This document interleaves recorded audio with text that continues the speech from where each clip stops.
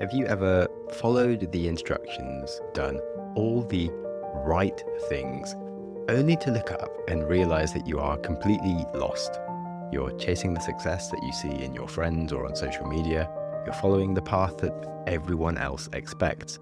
And yet you are left with a quiet, nagging feeling that this can't be all there is to life. Welcome to the Growth Mindset Psychology podcast, where we are looking into the science of self-improvement, and we aren't looking for quick fixes. We are ready to explore the psychology and philosophy of building a life that feels right on the inside and not one that just looks good on the outside.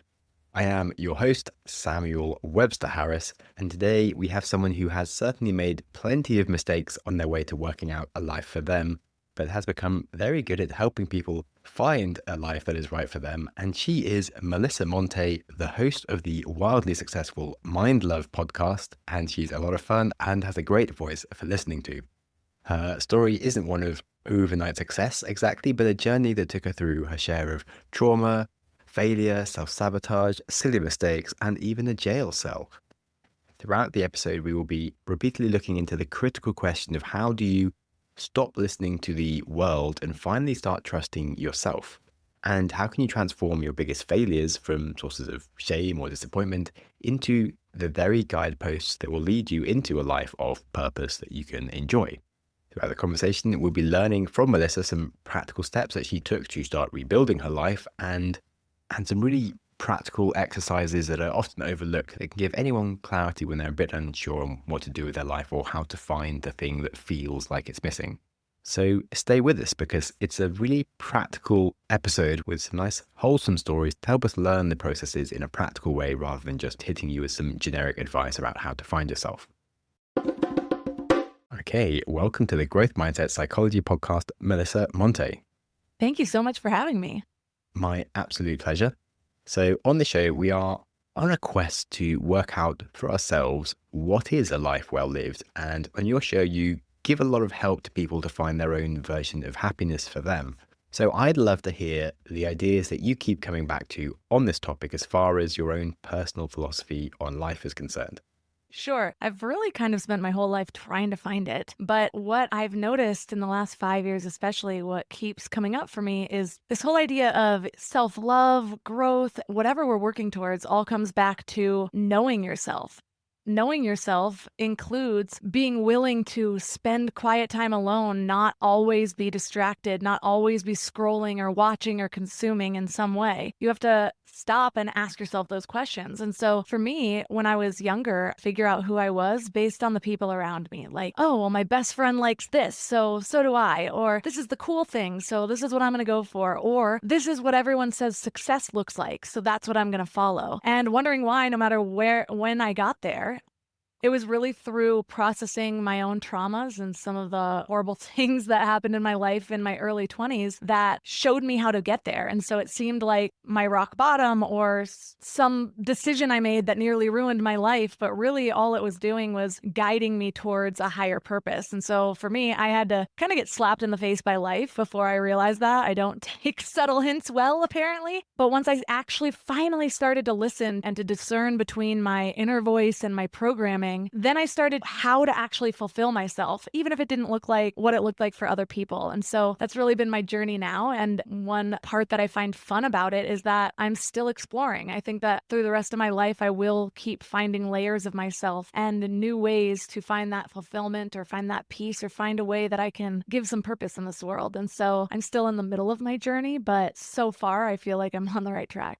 Ooh, well put. I think we're going to get along pretty well there.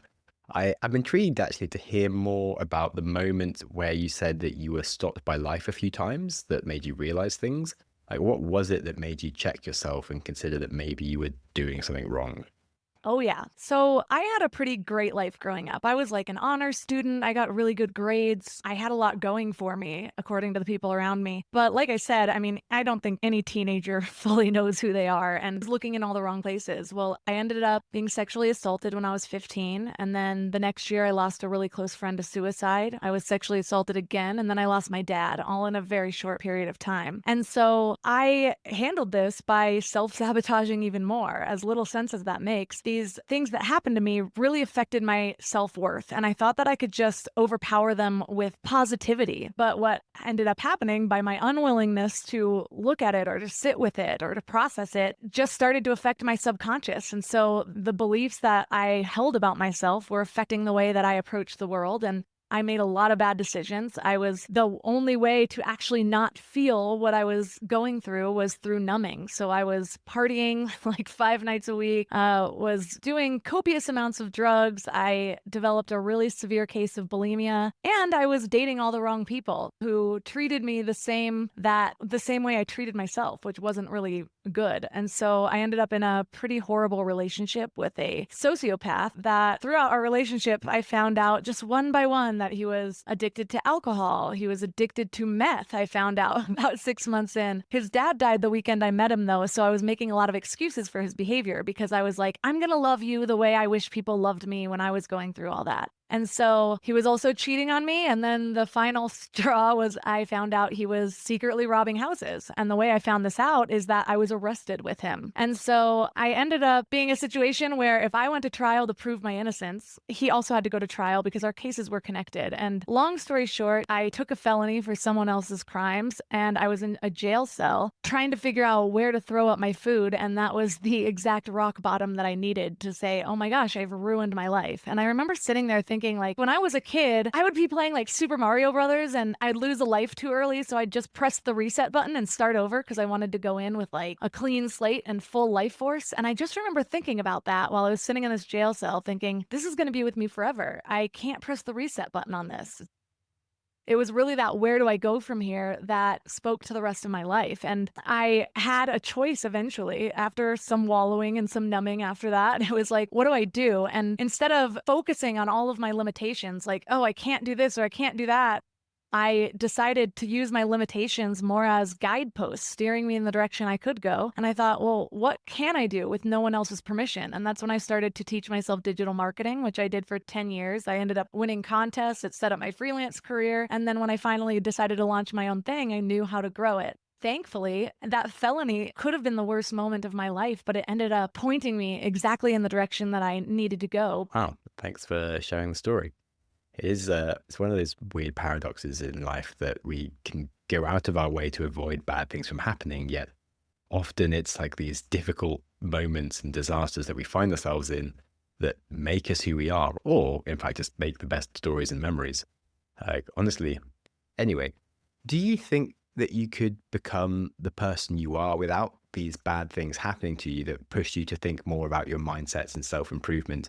And how could you replicate that for other people? It's so rare to talk to someone that doesn't believe that they've had any sort of trauma. But if you have not gone through anything and then the first thing you go through is a breakup, that feels like a life trauma. And so we all have these things. It just depends on how much does it hurt? Does the pain of change, does that feel less than the pain of staying where you are? And so for some people, that takes a lot more life hitting them in the face than it does for others. For other people, it might be like, oh, well, I lost a job. This isn't going very well. I need to go deep into introspection or whatever it is. And for me, I needed to get a little bit further down to reach that. And so I think the people that do seek out some sort of self-development already have that feeling they want to be a little bit more intentional with their life. And I think that's all it really takes. And however it takes you to get there, you do have to have that willingness. I don't think I've ever been able to go up to somebody that thinks they're completely happy with their life and make them decide to start doing mindset work. So yeah, we all get there in different ways, but I think no matter what way we do find our way there, it's exactly how we're supposed to. Ooh, yeah, that's beautiful. And I think it's something you notice as you get older that everyone does move at their own pace and down their own path, but often people do end up arriving one way or another at some introspections about who they are and what works for them. And it's really nice to see them when they like do get there and that they're just like in their place that's right for them. But yes, when we're growing up, we see all these ideas around us of what success is or what indicators to look out for to say we're doing well in life, which we might hopefully get a sneaky suspicion at some point isn't right or real. And maybe we don't even like doing the things that other people say is cool. Or maybe the entrepreneur that doesn't stop working isn't actually that happy. And perhaps we don't aspire to be stressed all the time. Yeah, how do you get people to develop a mindset of working out for themselves what their happiness is on their terms, rather than seeking happiness through what they see on media or societal standards. Because it's definitely a question I come back to a lot. This is going to be my greatest exploration. I have a 3-month-old right now. And so I'm very interested in how I'm going to help him develop some of the things that took me the long way to learn and seeing if I can kind of shorten that up. Be a little bit more aware. When do I feel my happiest? What triggers me? What really lights me up? Like asking myself those questions and actually feeling it inside rather than like, oh, this is the next thing to chase. It comes from two different spaces, I feel. There are so many times that I felt FOMO or felt left out or felt urgency when something else was going on, like I was going to miss out on something. And I've really spent a lot of time trying to figure out why. And I really believe that it's like I felt if I didn't show up to certain things that I wouldn't be remembered. For me, the greatest teachings I've learned from myself is when I just have a willingness to slow down and ask myself a question and see what comes up. And so often we think, oh, well, I already know all the answers to these questions, but we're not actually processing it. We're not actually sitting there and listening to our wisdom. And so all of that other things, they could be programming, it could be what we've seen around, because those are the first images that pop up. And so it was really when I started taking that time to be a little bit more introspective and allow new answers to come up that I started to feel more guided. For me, with my son, I'm going to start asking him those questions when he's younger. What did you love about that experience? What could have gone better? Who did you feel drawn towards? Just different questions to show how to interact with himself in a way that I wasn't taught. And it took really reading a lot of books to find those little pieces of wisdom. And so I'm excited to see how it goes, but this is my first child, so I'm not sure what the results are going to be. And I think, like I said, my way of finding my purpose or finding my path was different from somebody else. And so I think maybe what works for my kid won't work for somebody else's kid. And so it really does take playing with those relationships. Well, yes, we definitely have to learn from life kicking us in the face a lot, for sure. But yeah, I have to ask, have you found ways to teach people these sorts of mindsets that develop in your life from overcoming difficult things without the person going through some kind of terrible disaster where everything does go tits up? Because yeah, it's something that I've really struggled to replicate. And I don't really plan on intentionally ruining people's lives to teach them a lesson, but it sometimes does make you think that perhaps some more things should just go wrong and they might learn from it. Um, Oh yeah, 100%. I think people do need to find their own mistakes. I don't think life is about figuring out how to not make mistakes. It's about figuring out how to learn from them. And so I'm not going to be trying to shield my child from things. I needed a lot of those lessons. I hope I can parent him in a way where he needs a few less lessons to get to where I got to. But my role is going to be allowing him to fall and then being there to show him how to work through it afterwards, to not let a failure affect what he believes himself to be capable of, or not let something create a fear that's going to stop him from taking risks in the future. I think trying to have a life without these lessons, I really believe it's the contrast that helps you feel the joy. And so the depths of my pain is also the height of my joy. And so not saying that everybody needs to have that deep of pain, but if you're shielding yourself from all of it, I think you kind of end up with a numbness that shields yourself from the joy and the excitement. Definitely. I think this applies to a lot of life. Like we talk about finding balance often, but it's not necessarily about being in the middle as such as inhabiting the extremes, but in a healthy way where we balance out visiting both sides of them, because that actually makes you enjoy the variety of life more and can do it in like a more intense manner. Like, what do I mean? So it's in that you can only enjoy relaxing truly if you've worked hard, or water tastes best when you're really thirsty. And yeah, I think this is a cool concept that I actually want to be more active about, making myself do things that are more fully engaged and less flippy floppy in the middle. But anyway, the other component here, of course, is knowing yourself and the things that create balance in the most special way for you that does light you up. As you said, it's easy to be like distracted and have your time and thoughts consumed by different things that come up to you in life, or be taken up by your friends' interests or hobbies, demands of a job that isn't your calling, etc. Okay, we're going to have a short break for some advertisers, and then we will be back to learn about how to actually take on the task of finding out who you are, how to understand your emotions, and how to decide what to do with your life. So, see you on the other side. So yeah, how do you recommend people take on the challenge of actually working out who they are? Or could you at least explain maybe like what worked for you?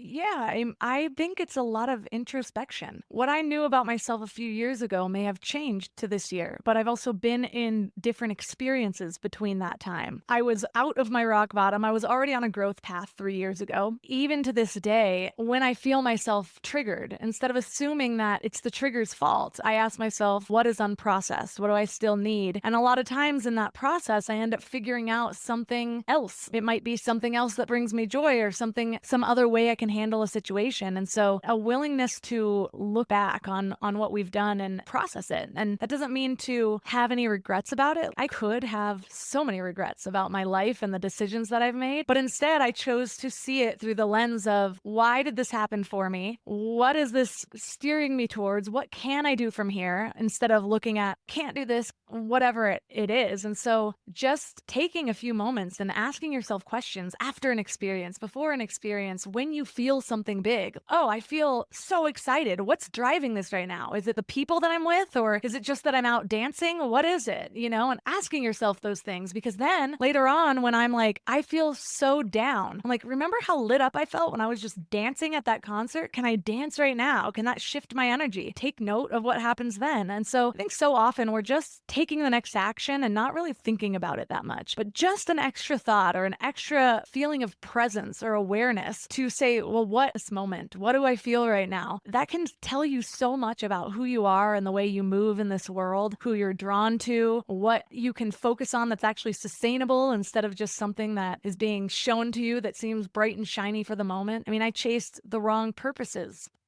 Till I took that introspection about, like, what am I endlessly curious about? When have been my happiest moments? When I think about my strongest memories, what was I feeling in those moments? All of those things spoke to what my values are, what drives me, what motivates me, what I am endlessly curious about. And so each thing, it wasn't some big aha moment. It was just a willingness to be in the present moment. And then eventually you start to spot patterns that give you a clearer picture of who you are, who you want to be, and how you're going to get there. So it's a process that I think I'll be going through in my entire life. But again, it's simple and it's just an extra moment of awareness. Yeah, that's really cool. Thanks. And again, something I feel that we learn usually by making a bunch of mistakes and logic into things that aren't quite right for us. Like I certainly feel like I've had some similar experiences with running businesses or relationships where on paper, it was the thing that I really wanted. But then I found myself being drawn further and further away from who I actually want to be just day by day. And the reality is I really enjoy being calm, curious, and free to pursue my interests without a bundle of stress. And actually, most businesses don't create that lifestyle that you're looking for. And of course, the same with relationships, where you might have these ideas of the qualities of a potential partner by the things they like and do, their hobbies, etc.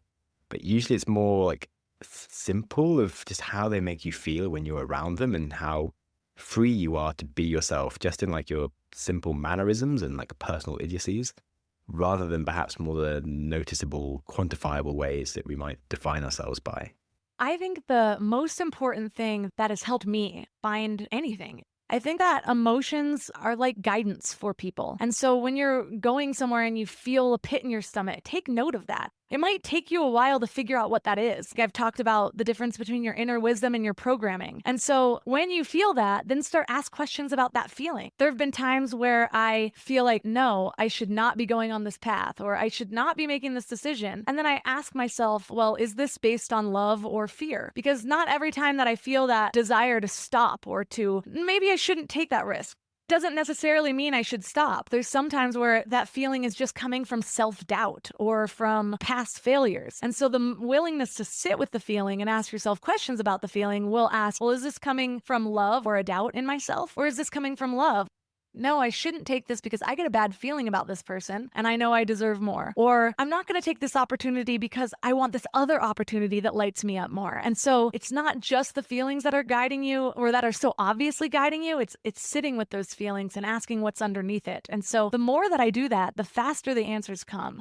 When you're hanging out with friends, like, what about this feels so fun? What is turning me off? What is making me want to go home? Is it the people's energy? Is it just that I need alone time? Like all of these things, just that extra moment can open yourself up You know who you are, how you move in the world, and what draws you toward it, what repels you against it. And so our relationships with ourselves are the most really important relationships that we have. And the more that we have those inner dialogues, the more we will recognize our own guidance. Yes, yeah, that's perfect advice. I feel like when I try to explain this concept, I sometimes sound like I'm just bipolar because on the one hand, I'll be like, yeah, we can be incredibly intuitive, and often there is an emotion or underlying feeling that we should really listen to. And on the opposite direction, it's like, well, our initial hunches and emotions can be completely wrong. Like all of our psychological biases that we ever experience are experienced as emotions, and they're mostly wrong.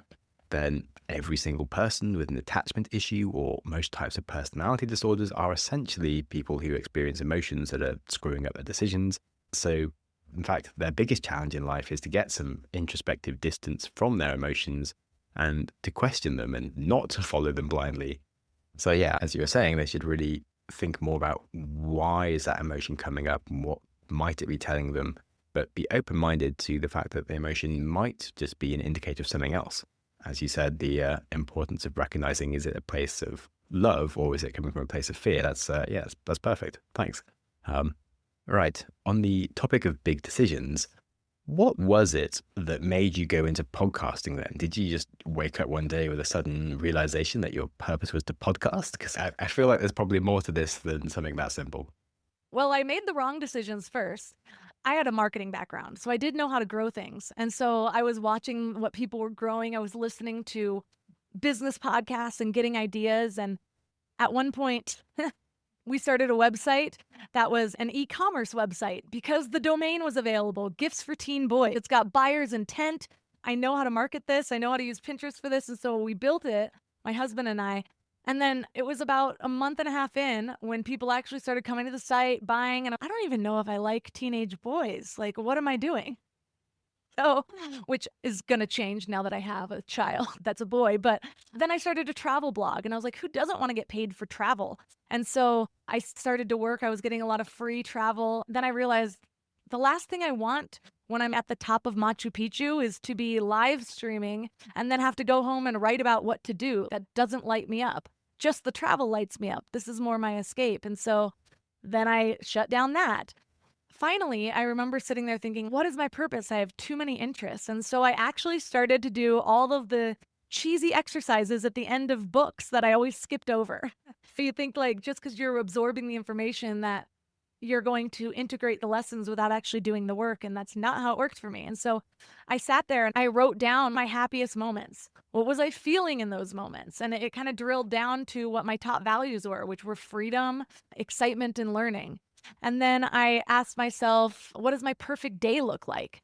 And so when have I felt most empowered? And so just asking myself these questions to try to guide myself down a path. And the final one that really gave me a lot of insight into an outside perspective of who I was I wrote a letter to 11 different people that I knew from different areas of my life, like an old employee, my old roommate, my mom, an old boss. And I asked them, hey, I'm doing this entrepreneurship course and I need to ask what my superpower is. If I had a superpower, what would it be?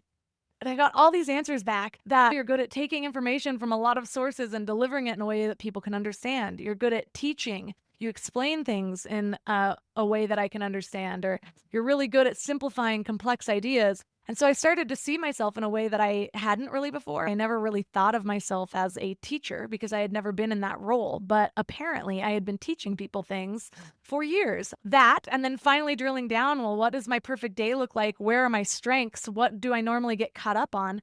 And I had been focusing on an idea of a blog, but I knew that whenever I write, I get caught in my head. And then as far as a video went, like a YouTube channel, I can always talk myself out of being on camera. And so I started thinking, well, people have commented on my voice or the way that I explain things. What about a podcast? And so every decision that became the podcast was narrowing down. I'm endlessly curious about the power of the mind. I want to expand my network was a goal of mine. So I decided to do an interview show. I wanted to speak instead of be on video or write. And so all of these things were questions I asked myself about what feels easy to me, what feels like I'm always climbing uphill, all of those things. And so it took me months, but when I finally got it, I felt so confident in that decision because I knew that every aspect of it was coming from an aspect of who I was. And it was the first thing in about 10 years that I had actually followed through with and kept going. And even now we're 3.5 years in, and it still lights me up every day. I still get excited when I'm like, oh, who am I interviewing next? Or what am I talking about next? And yes, it was a very intentional plan. And I'm so grateful that I did that work finally, because I could have gone another 10 years chasing all the wrong things if I wouldn't have just hit that point. There have been other people that have kind of led the way, because a lot of those exercises that I did, I've learned from other people that had already found their purpose. And that's what I work with people now on figuring out a purpose that's not only profitable, but also sustainable. Because the profit part is important too. As a marketer, I definitely also looked for what is there a need for and kind of matched where I was going and what was needed. And that perfect kind of symbiotic choice helped me develop a business that I actually was able to start making money from pretty immediately. Wow, yeah, I love how that came from such a natural set of different questions that slowly pushed you more in the direction that worked for you. And yeah, it's amazing how naturally the result fits you, because I totally agree with what your friend said around the fact that you have a great way of saying and teaching things and a very easy voice and angle to listen to. So yes, good work from your friends and yourself there. And I guess I would have a question of, even though you already had a lot of qualities already there, I'm sure you had to then learn a lot as well. So what do you think has been your most important lessons from podcasting since you then jumped into it? I think podcasting has helped me become a better listener because I'm listening to people's answers and crafting a lesson.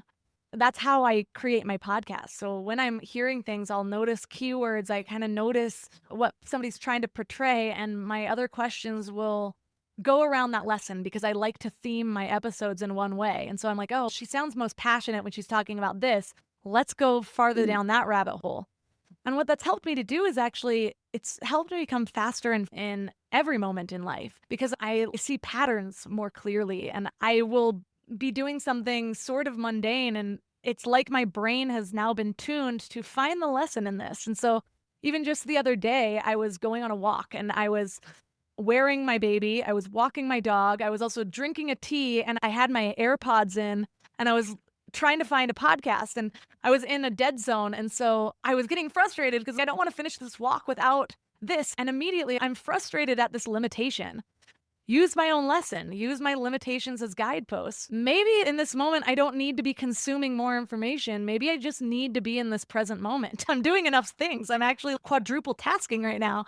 And so I just stopped. And instead, the whole walk became noticing the birds and the lake that I was walking next to. And by the time I got home, I was so much more at peace than any of the walks that I had gone to. And so even just in that moment, you don't need to be absorbing more. I think we can get so caught up in consumption instead of just being and being okay with that, or creation. And so I find myself seeking a deep lesson in some of the smallest things. And I really think that comes from how I've been training my brain through 3.5 years of talking to people and finding their lessons. It's taught me a lot, though, just in conversation skills and how to still shine as myself while creating something that's needed in the world, how to connect with people, what people end up. I get a lot of lessons from the feedback from my listeners. And again, kind of the willingness to look for those lessons. I can find a lesson in almost every aspect of what I'm doing right now. And that has come from this path that I've taken and what I speak about. And it's interesting because I did an episode once on epiphanies and how there's a science behind epiphanies. And every really successful person, if you ask them, what's an epiphany that you had in your life? Almost all of them have this moment that gave me the insight to make this product that made me a millionaire, or this moment that gave me the insight. But not a lot of non-successful people have those. Not all of them do. And again, I think even in my life, I had had a lot of epiphanies, but it wasn't until I sat and looked at, like, when was that epiphany? And I actually made a moment of that. That moment was such a big lesson for me.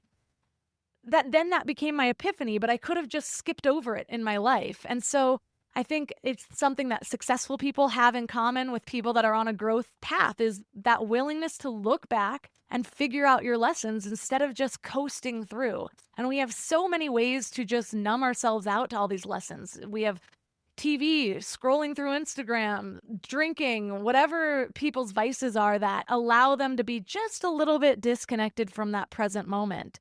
But instead of finding a way to get just outside of it, I'm now looking for ways to get a little bit deeper into that present moment. And I think that is where a lot of the lessons are. That's where the feelings are, the emotions in the moment that are going to guide me to my next step. And so I could talk forever about what I've learned from my podcast, but a lot of it just comes back to, again, being in the present moment and having a little bit more awareness there so that you can have a little bit more intention in the next step. That's wicked. Oh man. For myself, as far as interviews are concerned, I certainly struggle from the raging need to always identify a lesson in anything, which sort of makes you present in one sense, whilst also stops you from being completely present and can take away the ability to just appreciate. Because I guess there's something about the state of looking for lessons that puts you in a place of always wanting to add value, or of course in an interview you can't fully relax anyway because you've always got to guide where to go next. But anyway, more generally, I do think stepping back a bit to be more effective or philosophical, to ask what something is teaching you is definitely one of the most important parts about the growth mindset and self-help in general, because that's where the most important life lessons come from after all. And for me, self-help definitely isn't about just some lessons you read in a book. It's definitely about listening to yourself and learning how to ask yourself those questions and take them and really be honest about the areas that you could do better in, or the lessons that you need to learn and haven't been learning. And yeah, like you said, it can even uncover breakthroughs that lead to a great business idea or career change. And that can completely change how you show up in life just by simply sitting down with some questions that are a little hard to answer.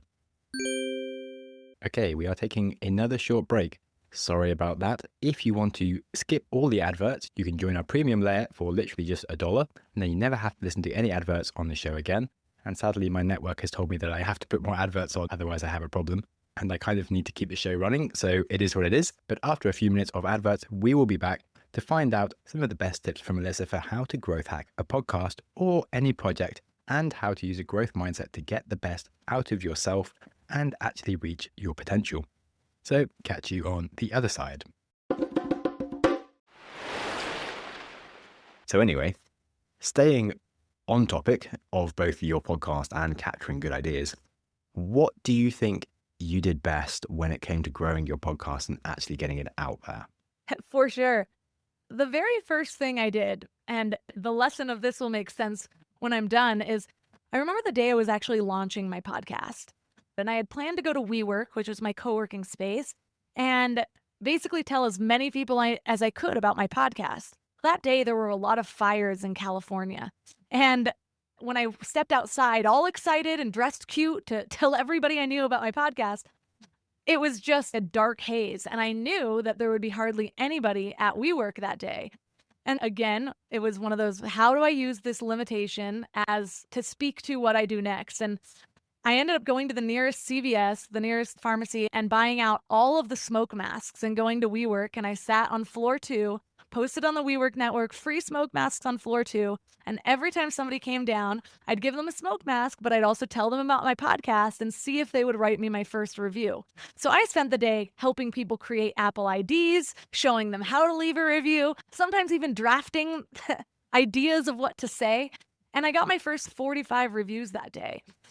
And I'm not saying this moved the needle very much in growth, but what it did do is that action, that willingness to kind of be bold and put myself out there, spoke to what I was willing to do in the future. And so many people launch their podcast kind of quietly. They're a little embarrassed. They've never done this before, so they don't tell anybody about it. They might be kind of trying to do these little side growth things, and it doesn't really work. But the energy that you're putting into it is of fear and is of holding yourself back. And instead, I just went full force, like, what is the biggest splash I can make with what I'm given at this moment? And every time I was willing to do an action, I didn't know how I was going to grow my podcast from the beginning at all.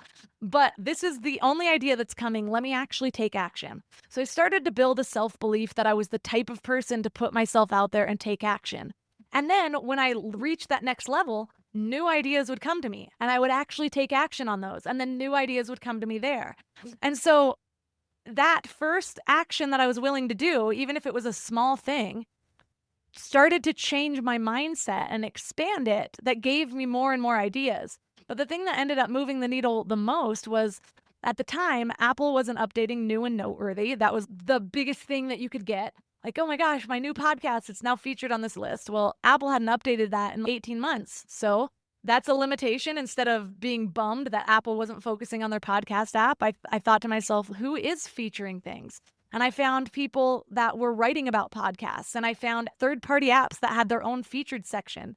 And I made a point to start building relationships with the people in their marketing team that were actually crafting those things. So I'd find them on LinkedIn, and I would find them on Twitter, and I'd start retweeting stuff and replying to things. And then my name started standing out to them. So when I reached out and said, hey, I have a podcast that I think is really unique that should be featured, they were more willing to listen because they already knew who I was. But then my podcast had to be good enough for them to want to feature it. And so I thought to myself, how can I make my podcast stand out in this market? It was a self-development podcast. They were all kind of typical in their interview style. So if you go back to my first 20 episodes, I had a 20 episode plan where I was going to make them completely different. And I would spend about 8 hours editing, where people would be telling some story about their life, and I would add sound effects like an abusive boyfriend throwing the keys on the counter, or grabbing the keys and speeding off, and I would have the sound of keys falling and an engine revving up. So I needed to make my podcast stand out. I knew that if I did that with every episode forever, I would get burnt out, but I could do that for 20 episodes. So when I was pitching my podcast, I'd say, hey, listen to this episode at this timestamp, and they'd hear how immersive it was. And almost everybody that I reached out to, because they started to know who I was, because I put in that effort, I gave them value by retweeting their stuff or sharing their stuff. And then I also actually had a quality show. I was featured in Spotify, I was featured in Castbox, I was featured in Overcast, and it took a lot of work and creativity, but I was thinking about how can I create something of value that stands out? How can I build these relationships?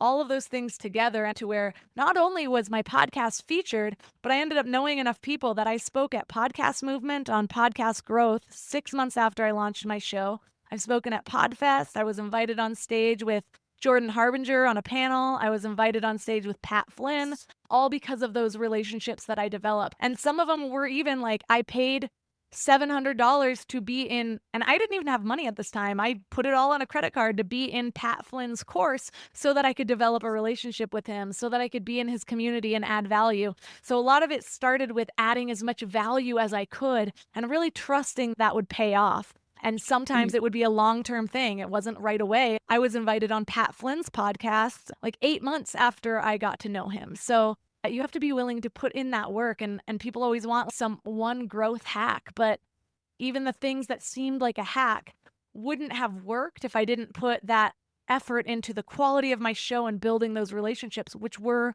long-term routes to take. But that's how I did it. And there was a lot more ideas that came to me that I could speak to, but we'd be here for hours. But those ideas started to come after I was taking the action and trusting that I could do this. I could put myself out there without dying, and it would all work out. Wow. Yeah, that's such a cool story. I'm definitely taking notes for my own promotion.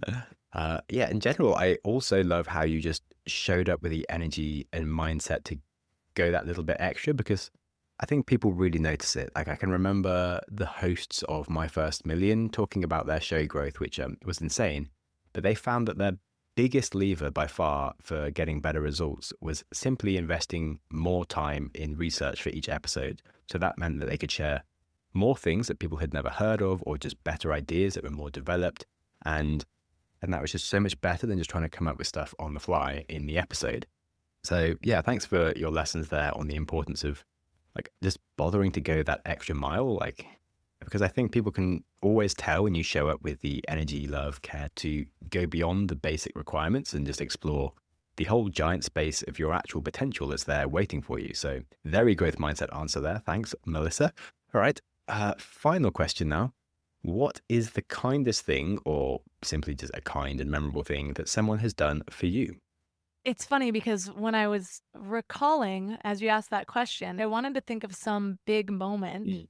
but what keeps popping out is actually not any big moment. It's just encouraging me to be myself and giving me permission, like that's okay. When we went through my story, I had a lot of issues with self-worth. I always seemed confident from the outside, but the amount of times that people told me that I was too much or too hyper or too big of a personality, as much as I felt I wanted to be confident in who I am, there was always a little seed of self-doubt right after I did big things. And I think it was when I met my husband, there have been times where he knows me well enough to where he could see that me do something with all this light and energy inside of me, and then all of a sudden kind of dim myself out. And he would notice that and give me encouragement and just say, that was awesome. Or don't worry about being too much for people. You're just enough for the people, for the right people, or whatever it was. And even singing karaoke in the car, I love to sing. It's not like I'm a professional or anything, but I just love doing it. It lights me up. But I would never sing in front of people. And one day in the car, he heard me kind of singing in a low voice. And he's like, sing louder. Like, that was really good. And now I'll sing whenever. And so it was really more so those little things that gave me the permission that I should have been giving myself, but instead, a little outside help at the time was something that was helpful and needed. I think that's the kindest thing that anyone's ever done for me. Thanks. Yeah, wow. I love asking this question. Also, the answer perfectly wraps up the point earlier about the best relationships are the ones where the person helps you lean into being yourself with your own little idiocies. So great callback there, like we planned it. And on that, just before we wrap up, do you have any questions for me at all? What's your favorite part of podcasting and how did you get here? Oh man, yeah, this should be a simple answer that I somehow feel the compulsion to share my entire life story of how I got here. But yeah, I'll try and keep it simple. I guess basically I'm super curious to the point where in the wrong profession, it could be a bit of a learning addiction that might actually look like procrastination and it would get me away from actually doing any real work. But under the right setting, like when I'm running a podcast, my annoying desire to ask lots of questions or learn about endless different topics and how the world works is actually kind of useful. And it's like I just get to skive off all day and follow my interests. So that's great. And then I guess I've also always been a bit of a philosophical thinker with like lots of ideas, like too many ideas. But I used to be a terrible storyteller and also just terrible at speaking. And so it's been a privilege to have a job where I just get to work on getting better at doing the justice to all the ideas and stuff that bounces around in my head. So essentially, it means that I don't feel like a crazy person with a ton of ideas stuck in my head that no one can understand because I can't explain it to anyone. And it's really cathartic to actually get better at being able to explain what I think about, just for my own sanity and to also fulfill my own curiosities, basically.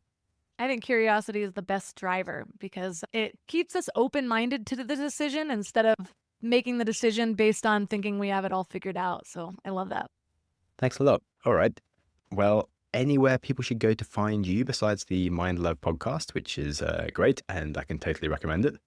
Yeah, my website is mindlove.com. And I do have a daily email called the Morning Mind Love that's just short notes of inspiration from your highest self. It helps you start the day on a positive note. And you can sign up for that right on the homepage of mindlove.com or text the word morning to 33777. Cool. Thank you so much. Thank you. Alrighty, that was Melissa Monte, host of the Mind Love podcast. And doesn't she have a good podcast voice, eh? I loved hearing her talk about anything, but yes, there's questions that she asked herself that ultimately led to her ending up in podcasting, which in hindsight obviously makes so much sense now. But those questions were really good. And I think using questions like this to guide us can be a really powerful way to find direction in your life, to help you really find that nice combination of what you're good at, what's purpose, what's useful, etc.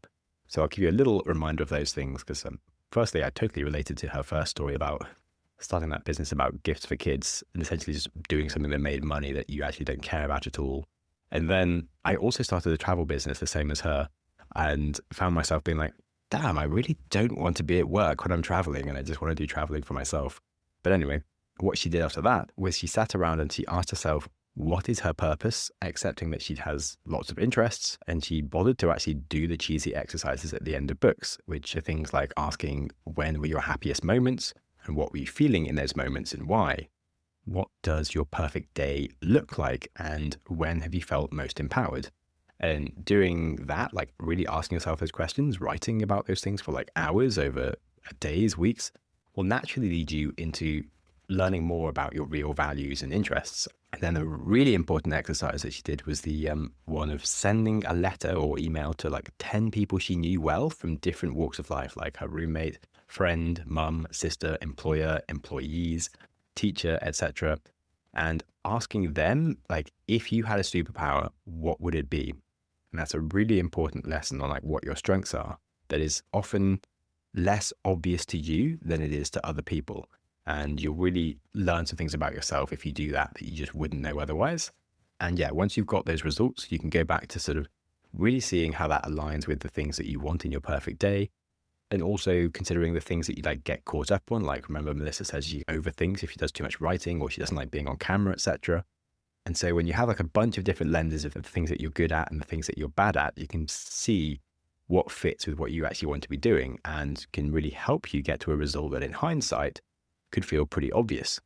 So hopefully those prompts helped you, and good luck with that. And thanks again for Melissa coming on the show and helping us out on the topic of being yourself.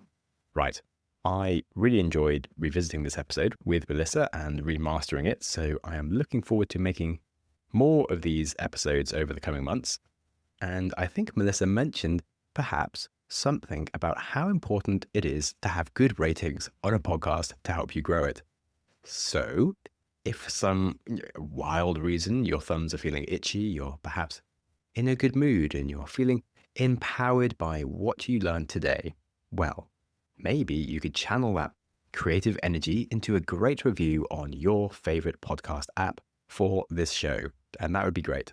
And also, if you're searching for a new podcast, my new show, How to Change the World, would very much appreciate you listening to it, because after all, we all need a little help when we launch a new thing, and I'm pretty sure you'll love it.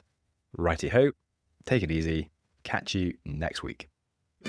Thank you so much for listening. Go you! Your consistency to reach the end of an episode is legendary. My hero!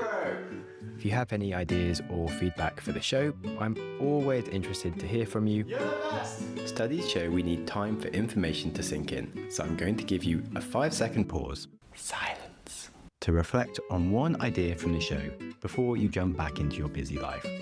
Ready and go.